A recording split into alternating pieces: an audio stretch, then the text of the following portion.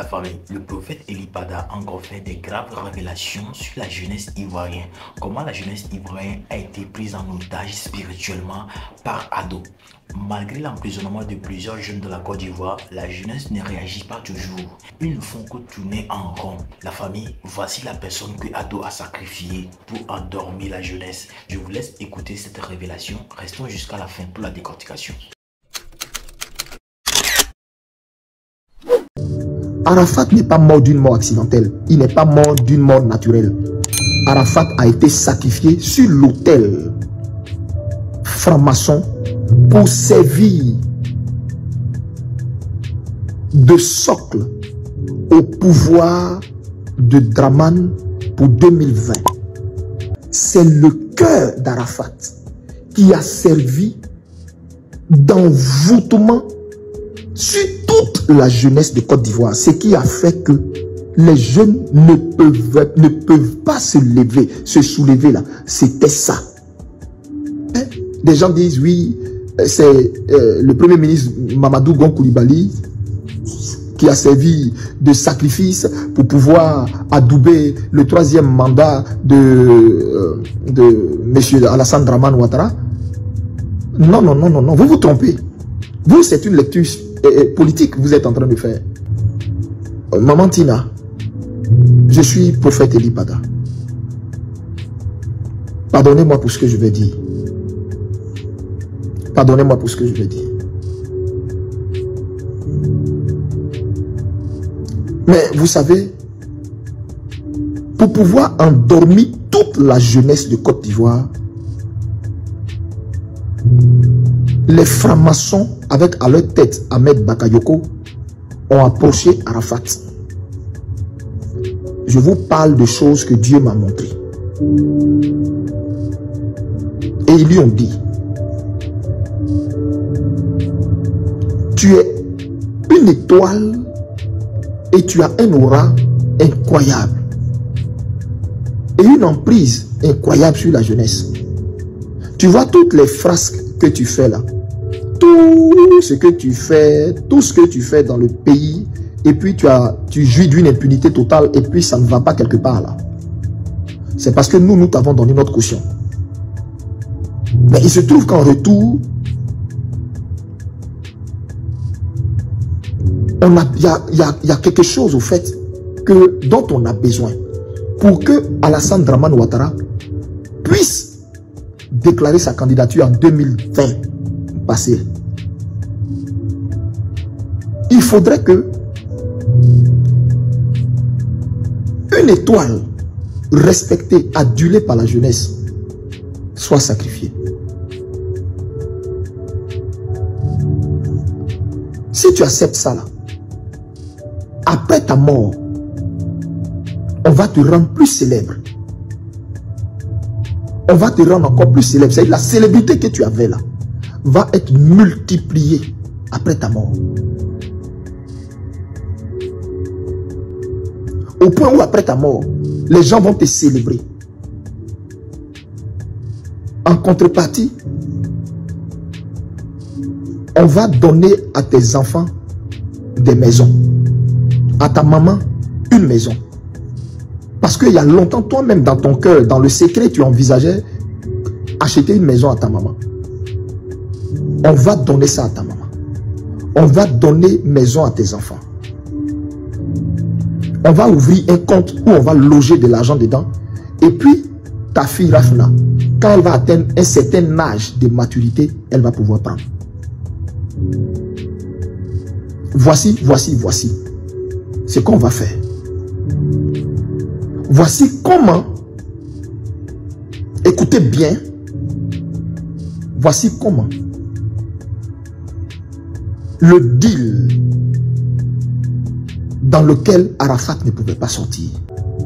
La mort de Mamadou Coulibaly n'était juste qu'un dégât collatéral qui devait servir à, comment on appelle, à maquiller la raison de sa présentation à ces élections. Sinon, c'était pas Amadou Gon qui était le sacrifice. Le sacrifice avait été fait depuis 2019, en août 2019.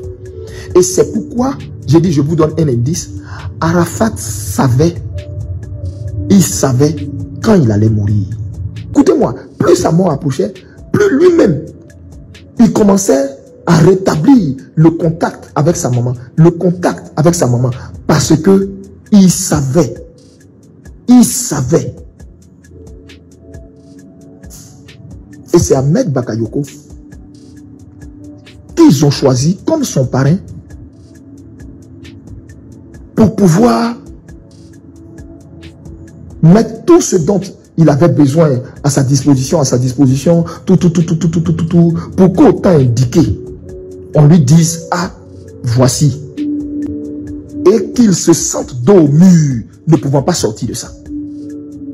Pourquoi Arafat a été offert? Vous-même regardez la scène de sa veillée funèbre. C'était un rituel maçonnique. Tout ce que vous avez vu là, c'était un rituel maçonnique. On présentait une offrande à la tête de la Côte d'Ivoire pour qu'elle accepte d'adouber le 3e mandat d'Alassane Dramane Ouattara pour 2020. Le pouvoir d'Alassane Ouattara est fini. Dieu lui a arraché les apparats du pouvoir. Dieu lui a arraché les attributs du pouvoir. C'est un homme vide. C'est un homme vide. Une coquille vide. Une coquille vide que vous voyez devant vous. J'ai vu le fauteuil présidentiel ivoirien qui était vacant. Il n'y avait personne sur ce fauteuil. Et ce fauteuil était renversé. J'ai dit, mais intérieurement, j'ai dit, mais qu'est-ce que je suis en train de voir? Il me dit, ce que tu vois, ce régime va tomber. Il n'y aura pas d'élection pour l'année 2025. Est-ce qu'on se comprend? Vous savez, quand quelqu'un parle, il parle, on peut dire, oh, il a fabule. Mais quand il persiste, il persiste, il persiste et il signe au nom de son Dieu et en son nom propre en disant, je suis prophète Eli Pada, envoyé du Dieu très haut. Et je vous dis qu'il n'y aura pas élection cette année 2025 à la date du 25 octobre 2025. Il n'y aura pas de résultat qui va être dit parce que l'élection n'aura jamais eu lieu. Est-ce que vous comprenez ce que je suis en train de vous dire? Il n'y aura pas d'élection présidentielle cette année 2025 en date du 25 octobre 2025. Il n'y aura pas d'élection présidentielle. Et ce que je vous dis, ça va se passer comme je vous l'ai dit. Je suis prophète Eli Pada. Ce pouvoir-là est un pouvoir aveugle qui marche en plein jour étant aveugle et qui croit qu'il voit clair. Écoutez-moi bien. Côte d'Ivoire, tu as rendez-vous cette année avec la liberté. Est-ce que ce que je dis, tu comprends? Tu as rendez-vous cette année avec la liberté. Tu as rendez-vous cette année avec la délivrance. Est-ce que tu me comprends?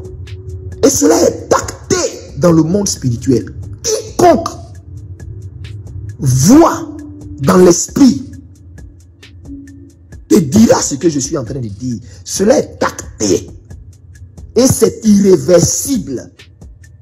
C'est-à-dire, peu importe la quantité de leur sacrifice, de leur rituel, peu importe la quantité de sang qu'ils pourraient verser, c'est irréversible. L'esprit me dit, écoute, et j'entends des voix qui s'élèvent dans les foyers et qui disent, mais comment cela se peut? Ah ben, comment cela se peut? Donc les gens de l'opposition vont regarder ça comme ça, et ça va passer comme ça, inaperçu, comme si de rien n'était. Le président Alassane Dramane Ouattara va décider de qui peut concourir contre lui à l'élection présidentielle, de qui ne le peut pas, et puis ça va rester comme ça. Et les gens de l'opposition qui parlent à longueur de journée ne disent rien, il n'y a pas de mot d'ordre, il n'y a personne qui réagit, et puis tout semble normal dans le meilleur des mondes. Et l'Esprit m'a dit, le Saint-Esprit m'a dit, et c'est là il me dit, ils ont fait sortir leur liste définitive du Conseil constitutionnel qui devrait se prononcer sur la validation ou la validité des différents candidats à concourir à l'élection présidentielle. Les ténors ont été écartés. Et lui-même, Alassane Dramane Ouattara, s'est présenté avec quelques personnes. Voici la parole de l'Éternel. Et je vais vous la retranscrire mot pour mot. Pourquoi toutes ces plaintes, tous ces murmures, toutes ces interrogations, cet abattement, ce découragement dans votre cœur? Pourquoi tous ces murmures? Exode chapitre 14, verset 14. Pourquoi toutes ces agitations dans vos cœurs? Pourquoi tous ces murmures? C'est l'Éternel lui-même qui livre bataille pour vous. C'est l'Éternel lui-même qui livre bataille pour vous. C'est l'Éternel lui-même qui livre bataille pour vous. Tout ce que vous voyez ces gens-là faire, tout ce que vous voyez ce régime faire, ce n'est pas d'eux-mêmes. Alassane Dramane Ouattara n'est pas conduit de lui-même. C'est le Seigneur qui est en train de le pousser à la faute extrême pour l'humilier à la face du monde entier. Donc, pourquoi ne comprenez-vous pas le langage du Seigneur? Pourquoi ne savez-vous pas lire entre les lignes de tous les actes qu'il pose, de tout ce qu'il fait? Pourquoi tous ces découragements? Pourquoi tout ce découragement? Restez calme. Restez calme. La famille, j'espère que vous avez suivi la vidéo. Moi, personnellement, il y a quelque chose qui cloche dans le gouvernement de Ado. Oui. Il y a quelque chose qui ne va pas dans le gouvernement de Ado. Parce que le président a emprisonné beaucoup de jeunes. Beaucoup de jeunes sont en Maka. Mais c'est lui-même qui avait promis que personne ne sera enfermé sur son opinion politique. Mais le gars a enfermé la jeunesse. Jusque la jeunesse a commencé par se réveiller. La jeunesse ivoirienne a commencé par se réveiller, à prendre conscience. Et il a commencé par les enfermer. La révélation de ce prophète, il y a quelque chose dedans. La famille, laissez vos avis dans les commentaires. Quand nous sommes arrivés à la fin de cette vidéo, prenez soin de vous, que le bon Dieu nous protège. On est ensemble.